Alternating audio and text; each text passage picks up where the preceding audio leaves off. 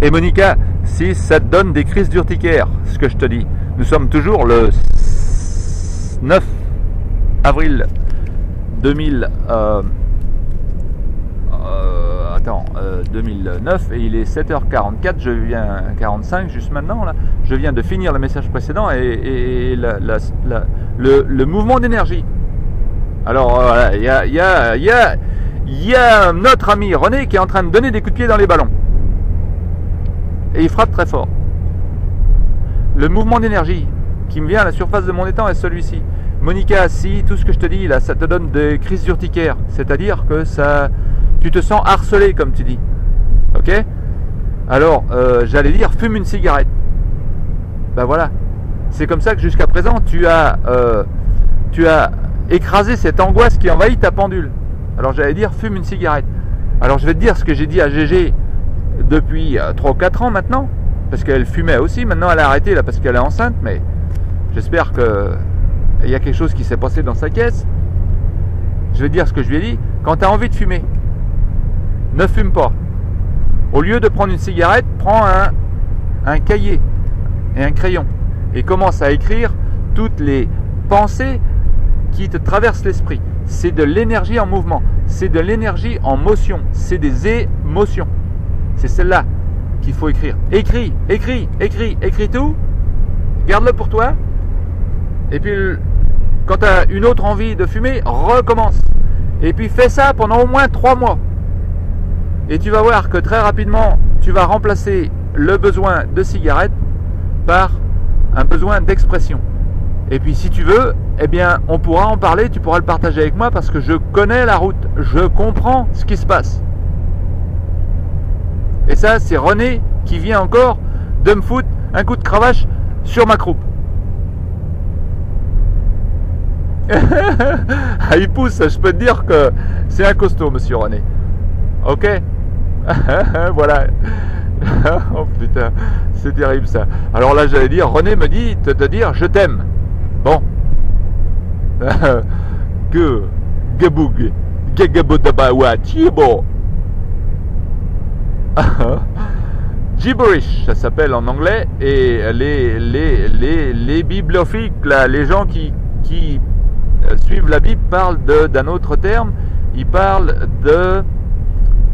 Tu vas parler en tongue en anglais, en langue, c'est-à-dire que tu vas parler un langage que les autres vont pas comprendre. C'est un petit peu ce qui t'arrive à ce moment dans le temps.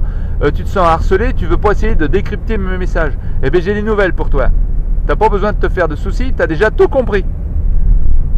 Au niveau de l'inconscient, tu as déjà tout compris. C'est pour ça que tu es chamboulé, retourné, bouleversé, comme dirait ma belle-mère. Parce que ma belle-mère est dans la même sauce que toi. Eh bien Simone aussi. Et son frère David aussi, alors. Mais vous avez déjà tout compris. Au niveau de l'inconscient. Et c'est ça la difficulté.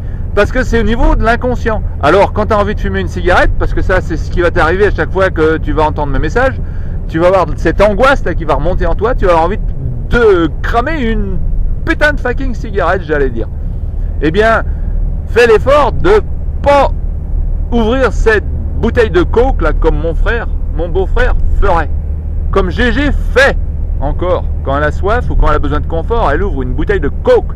100 000. Alors elle trouve la bonne excuse en disant que c'est du coke sans sucre, c'est du coke machin là, avec de l'aspartame. Mais c'est la même merde. Je suis en train de refouler ce besoin d'expression par un sentiment de confort qui est remplacé, un sentiment de disconfort qui est annulé par le sucre quand c'est le coke, ou par la cigarette quand je fume, ou par la marijuana pour ma fille. Alors c'est vachement simple quand tu as compris.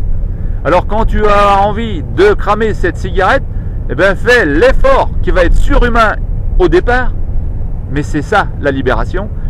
Fais l'effort de prendre un cahier, mets la date c'est important, parce que comme ça quand tu vas pouvoir le regarder dans 1 mois, dans 1 semaine, dans 2 mois, tu vas pouvoir vérifier ce que tu pensais à ce moment dans le temps, de la même façon que moi je peux regarder mes MP3 et voir ce que je balançais dans le ventre du vent en ce moment dans le temps.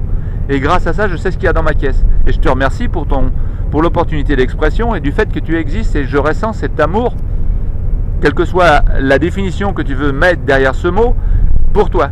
Mais j'ai cette attraction pour Monica qui est visiblement dans mes étoiles cérébrale. À ce moment dans le temps. Je ne suis pas en train de parler à Joe Blow qui est en train de, je sais pas quoi, faire ramasser des olives quelque part là-bas en Grèce que je ne connais pas. Non, impossible. Par contre, Monica est dans mes étoiles cérébrales là, ce 9 avril 2009 à 7h50 quand je suis en train de conduire pour Bari en Italie. Alors, donc je te remercie pour ça. Et je te disais, si tu as envie de cramer cette cigarette, là, ce qui va inévitablement arriver en te sentant harassé, harcelé, comme tu es en train de me l'exprimer, eh bien, au lieu d'allumer la cigarette, fais l'effort de prendre un cahier et d'écrire ce que tu ressens avec des mots et des pâtés de mots. Dessine-le si c'est ça qui te pousse. Fais un dessin, mais doodle, vois ce qui sort. Comme on dit en anglais, doodle, ça veut dire laisse aller et ouvre-toi. Alors, c'est ça la lumière, c'est ça qu'elle parle Patricia Cass, elle parle de s'ouvrir. Alors, évidemment, on s'ouvre quand on fait l'amour, c'est évident. Moi, je m'ouvre, et toi, tu t'ouvres. Et on se partage cet instant de bonheur, d'ouverture. On se pénètre dans le bonheur d'être. Mais c'est ça, le moment présent. Je ne peux pas faire l'amour demain. Je ne peux pas faire l'amour hier, je ne peux le faire que dans le moment présent. Je peux avoir mes dents qui se cognent contre tes dents que dans le moment présent, qu'au moment où ça arrive. Là, dans mon camion, je ne peux pas avoir mes dents qui cognent contre tes dents. Même si je les cogne là, contre mon MP3. Ok, je t'aime. J'allais dire je t'adore. T'es une championne. Ok, bye for now. Alors n'oublie pas, t'as envie d'allumer une cigarette? À la place, prends un crayon, un papier, mets la date et écris ce que tu ressens. Et la date est importante parce que comme ça, prends un cahier, parce que comme ça tu peux écrire d'une page après l'autre et tu peux retourner et garder ce cahier-là et puis vérifier et puis passer ce cahier-là à tes petits-enfants, à ta fille et dire voilà ce que je ressentais et voilà ce qui a gêné ma carafe et voilà comment je peux, voilà ce que tu peux faire toi aussi si tu le souhaites pour te débarrasser de ces peines intérieures qui nous enchaînent. Une très bonne chanson de Jean-Jacques Goldman. Elle est toute mes chaînes. Être le premier, c'en est une autre de Jean-Jacques Goldman. C'est ta chance, c'en est une autre de Jean-Jacques Goldman. Jean-Jacques Goldman n'arrête pas. Mais de la même façon que Leonard Cohen n'arrête pas. Il a Alléluia, il a Suzanne, il a toutes ces chansons là. C'est fabuleux. Ok, je t'aime. Bye for now. Merci pour l'opportunité d'expression. Et t'as les salutations de René qui te tire son chapeau. Bye for now.